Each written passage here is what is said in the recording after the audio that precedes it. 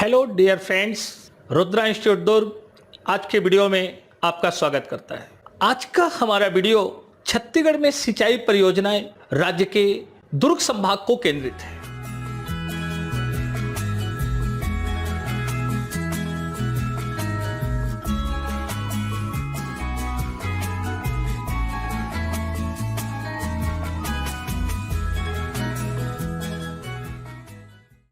दुर्ग संभाग में सिंचाई परियोजनाएं छत्तीसगढ़ भौगोलिक और प्राकृतिक रूप से जल संसाधन की दृष्टि से देश के समृद्ध राज्यों में से एक है। हमारे राज्य के प्रतीक चिन्ह में जल संसाधन को स्पष्ट करते हुए प्रतीक चिन्ह के निचले क्रम में दो नीली रंग की लहरों को अंकित किया गया है, जो यहाँ के जल संसाधन को व्यक्त करती हैं।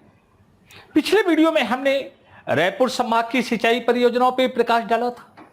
आज का वीडियो दुर्ग संभाग पे केंद्रित है। राज्य के मध्य पश्चिम में स्थित यह नवोदित संभाग 15 सितंबर 2013 को क्रमशः 5 जिलों दुर्ग, कबीरधाम, राजनांदगांव, बेमेतरा और बालोद से मिलकर बना है। मैकल पर्वत इसके उत्तर पश्चिम सीमांत क्षेत्र में फैला हुआ है, जो मानसूनी वर्षा की दृष्टि से वृष्टि छाया क्षेत्र का निर्माण कबीरधाम, बेमेतरा और उत्तरी राजनांदगांव जिले में करती है। दोस्तों, हमने एक तकनीकी शब्द प्रयोग किया, रेन शैडो एरिया या वृष्टि छाया प्रदेश। थोड़ा हम इसे स्पष्ट करना जरूरी समझते हैं। जैसा कि आप जानते हैं, हमारे छत्तीसगढ़ राज्य में मानसूनी वर्षा से सिंचाई का बहुत बड़ा भाग पूर्ण होता है। राज्य में मुख्यतः 90% सिंचाई दक्षिण पश्चिमी मानसूनी हवाओं से होती है और लगभग 10% वर्षा दक्षिण पूर्वी मानसूनी हवाओं से होती है। किंतु वर्षा का मुख्य कारण बंगाल की खाड़ी में उत्पन्न विक्षोभ होता है, डिस्टर्बेंस। दक्षिण पश्चिमी मानसून जब पश्चिम से हमारे राज्य की ओर प्रवेश करता है तो मध्य पश्चिम में स्थित मैकल पर्वत श्रृंखला से टकराकर यह पश्चिमी भाग अर्थात मध्य प्रदेश क्षेत्र में ही अत्यधिक वर्षा करता है, जबकि मैकल पर्वत का पूर्वी ढलान, जिसमें हमारे छत्तीसगढ़ के कबीरधाम, बेमेतरा और उत्तरी राजनांदगांव जिले दुर्ग संभाग के अंतर्गत आते हैं, वहां न्यूनतम वर्षा होती है। इसलिए इस क्षेत्र को रेन शैडो जोन या वृष्टि छाया प्रदेश के नाम से जानते हैं। तो आइए देखें, जबकि दुर्ग, बालोद और दक्षिणी राजनांदगांव अधिक वर्षा वाले क्षेत्र हैं, इसलिए इन क्षेत्रों में जल संरक्षण और जल संवर्धन का अत्यधिक प्रयास किया गया है। दुर्ग संभाग के ट्रांस शिवनाथ क्षेत्र अर्थात शिवनाथ पार का क्षेत्र में भर्री या कन्हार, जिसे कि आमतौर पे काली मिट्टी का स्थानीय नामकरण है, का संकेंद्रण है। यह भर्री या कन्हार मिट्टी रबी की फसल के लिए सबसे अच्छी मानी जाती है, जिनमें नकदी फसल के रूप में सोयाबीन और गन्ना, जबकि रबी की फसल के रूप में गेहूं, चना, अलसी, सरसों आदि की खेती की जाती है। इन फसलों के लिए सिंचाई बहुत आवश्यक है, इसलिए इस क्षेत्र में राज्य शासन ने सिंचाई को अत्यधिक महत्व देते हुए अनेक सिंचाई परियोजनाओं का निर्माण किया है, जिसे हम आज के लेक्चर में आपके समक्ष प्रस्तुत करेंगे। तो दोस्तों, आपके समक्ष राज्य के दुर्ग संभाग का मानचित्र है, जिनमें दुर्ग संभाग के उत्तर में कबीरधाम जिला आपको दिख रहा है। कबीरधाम जिले में क्षीर पानी परियोजना ये पंडरिया तहसील के तहत है। उसी प्रकार कबीरधाम में सुतिया पाट, सरोंधा, बेहारखार और कर्रा नाला परियोजनाएं स्थित है। कबीरधाम में चिल्फी घाटी के निकट ही रानी दाहरा नामक एक मनोरम जलप्रपात स्थित है, जो पर्वतीय नाले पे है।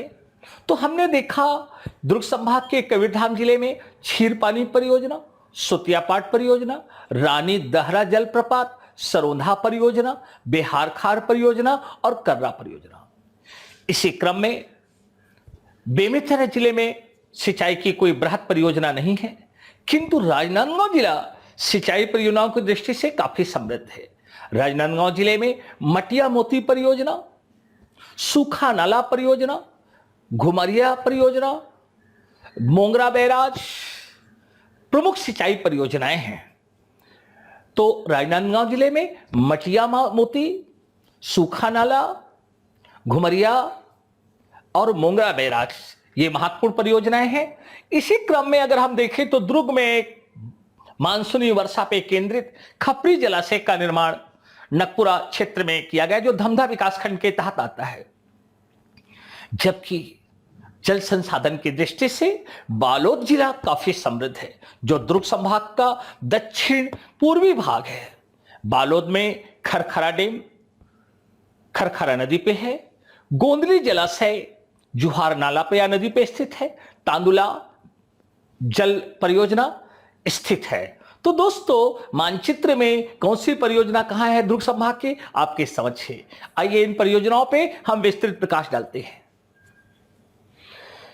अन्य परियोजनाएं जिसके तहत दुर्ग संभाग क्षीर पानी परियोजना स्थिति है कबीरधाम का पनरिया तहसील। विशेषताएं, कबीरधाम में क्षीर पानी नामक स्थल पे यह परियोजना निर्मित की गई है, जिससे सिंचाई सुविधा का विस्तार इस भूभाग में किया जा सके। सुतिया पाट परियोजना स्थिति कबीरधाम जिला। विशेषताएं, कवर्धा जिले में इस परियोजना में एक बृहद बांध बनाकर सिंचाई का विस्तार किया गया है। सरोंदा परियोजना, सरोंदा कबीरधाम।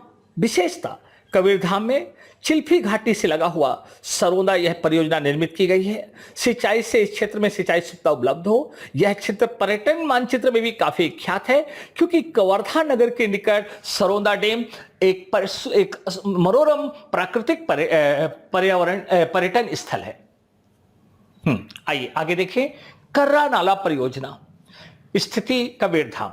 यह परियोजना कबीरधाम जिले के साहसपुर लोहारा क्षेत्र में निर्मित की गई है, जिससे कवर्धा, राजनांदगांव और दुर्ग जिले में सिंचाई की सुविधा उपलब्ध कराई जा सके। मटिया मोती परियोजना, यह राजनांदगांव जिले के छुरिया ब्लॉक में स्थापित की गई है। विशेषता, राजनांदगांव जिले के छुरिया ब्लॉक के अंतर्गत मटिया मोती नाले पे यह परियोजना निर्मित है, जिससे इस क्षेत्र में रबी की फसलों को सिंचाई सुविधा उपलब्ध कराई जा सके।